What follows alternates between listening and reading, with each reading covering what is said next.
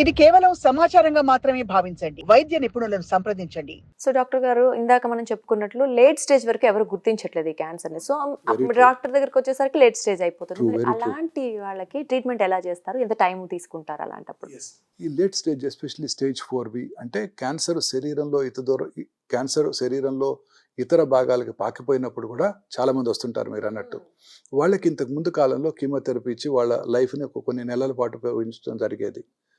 ఇప్పుడు కొత్త చికిత్సా విధానాలు అందుబాటులోకి వచ్చాయి. అవే టార్గెటెడ్ థెరపీస్, ఇమ్యూనోథెరపీస్. ఓకే.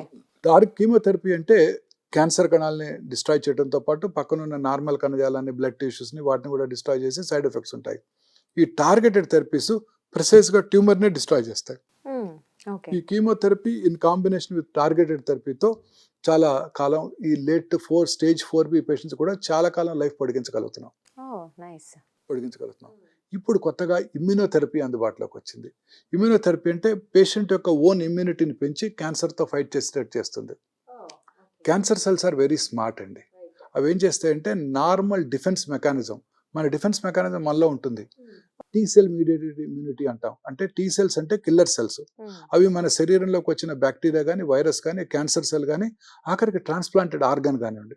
ఎవరైనా కిడ్నీ ట్రాన్స్ప్లాంట్ చేయించుకున్నారనుకోండి, ఆ చేయించుకున్న వాళ్ళు అంటే రెసిపియంట్లో టీ సెల్స్ వెళ్ళి ఆ కిడ్నీని రిజెక్ట్ చేసేస్తాయి. అందుకే ప్రతి కిడ్నీ ట్రాన్స్ప్లాంట్ పేషెంట్కి ఇమ్యూనోసప్రెసివ్ థెరపీ ఇస్తారు. తద్వారా వారి ఓన్ ఇమ్యూనిటీని పూర్తిగా నలిఫై చేయటం కోసం. ఈ ఇమ్యూనిటీయే మనకి ఇంపార్టెంట్. ఈ ఇమ్యూన్ సెల్స్, కిల్లర్ సెల్స్ వెళ్ళి క్యాన్సర్ సెల్ని డిస్ట్రాయ్ చేస్తాయి. Cancer cells are very smarter than scientist.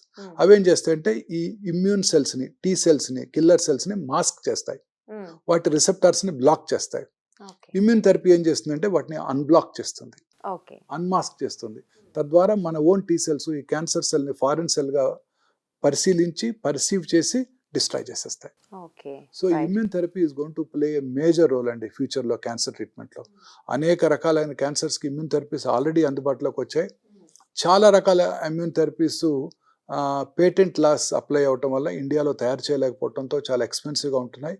ఇంకా ఫ్యూచర్ నెక్స్ట్ 10 yearsలో అన్ని రకాల క్యాన్సర్స్కి ఇమ్యూనోథెరపీ ఉంటుందండి. అంటే సక్సెస్ రేట్ ఎక్కువ ఉంది, చాలా ఎక్కువ ఉంటుంది. Plus no side effects. Right, correct. మన బాడీలో మన ఇమ్యూనిటీని పెంచి క్యాన్సర్ని ఫైట్ చేసేటట్టు చేస్తున్నాయి. ఇప్పుడు ఆల్రెడీ గర్భసంచి క్యాన్సర్కి అందుబాటులోకి వచ్చేసాయి. అందులో కొన్ని ఇప్పుడు ఇండియన్ బ్రాండ్స్ కూడా అందుబాటులోకి వచ్చాయి. సో తక్కువ ఖర్చులోనే మన పేషెంట్స్కి మనం అందజేయగలుగుతున్నాము. So stage 4B cancer patients కూడా చాలా కాలం లైఫ్ పొడిగించడానికి ఇప్పుడు వీటి వలన అవకాశం ఏర్పడింది. సో ఫైనల్ గా మరి ఇండియాలో ఇది స్ప్రెడ్ అవ్వకుండా తగ్గించాలి అంటే మరి మనం ఏం చేయాలంటారు? మన ప్రజలందరిలో దీని మీద అవగాహన పెంచడం, ముఖ్యంగా ఎలక్ట్రానిక్ మీడియా ద్వారానే. తర్వాత వీళ్ళకి వ్యాక్సిన్ లక్కీగా భారతదేశంలో ఇప్పుడు అందుబాటులోకి వచ్చేసింది. మొన్న మధ్య లాస్ట్ బడ్జెట్ దాంట్లోనే మిస్సెస్ నిర్మలా సీతారామన్ గారు మన పిల్లలందరికీ ఉచితంగా ఇస్తామని ప్రామిస్ చేశారు. సో లక్కీగా అందుబాటులోకి వచ్చింది. మరి మిగతా స్త్రీలందరూ కూడా ఈ వార్నింగ్ సిగ్నల్స్ మీద, ముఖ్యంగా white discharge, bloody discharge, post cartel bleeding, అలాగే ఇంటర్మెన్స్ట్రల్ బ్లీడింగ్ అంటే పీరియడ్స్కి మధ్యలో బ్లీడింగ్ రావటం, వీటి మీద ఇలాంటి సిమ్టమ్స్ ఉన్నప్పుడు వెంటనే వారి దగ్గరలో ఉన్న లేడీ డాక్టర్ను, వారి ఫ్యామిలీ ఫిజిషియన్ సంప్రదించడం. చిన్న చిన్న టెస్టుల ద్వారానే దీన్ని ఈజీగా గుర్తించవచ్చు కాబట్టి వారితో పరీక్ష చేయించుకోవడం లేడీ డాక్టర్తో. అవసరమైతే పాప్స్మియర్, బయాప్సీ చేసుకోవడం ద్వారా క్యాన్సర్ని నిర్ధారణ చేసుకున్నట్టయితే, ఎర్లీగా గుర్తించినట్టయితే సింపుల్ సర్జరీ చేసుకోవడం ద్వారా ఇప్పుడు డిస్ట్రిక్ట్ హెడ్ క్వార్టర్స్లోనే ఇలాంటి ప్రొసీజర్స్ అన్ని అందుబాటులోకి వచ్చాయి. సర్జికల్ ఆంకాలజిస్టులు ప్రతి డిస్ట్రిక్ట్ హెడ్ క్వార్టర్స్లో ఇప్పుడు అందుబాటులో ఉన్నారు. ఈ సర్జరీ చేయడం ద్వారా వాళ్ళకి పూర్తిగా క్యూర్ చేయవచ్చు.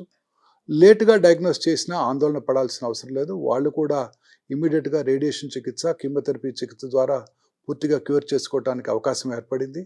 ఇంకా లేట్గా కనుక్కున్నా కూడా కీమోథెరపీ, టార్గెటెడ్ థెరపీస్ ద్వారా లైఫ్ని సిగ్నిఫికెంట్గా పొడిగించుకోగలుగుతున్నాం.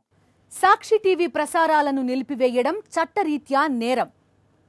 సాక్షి టీవీ ప్రసారాల కోసం మీ స్థానిక కేబుల్ ఆపరేటర్ని వెంటనే సంప్రదించండి. DTHలో, ఇంటర్నెట్లో కూడా సాక్షి టీవీ ప్రసారాలను వీక్షించవచ్చు.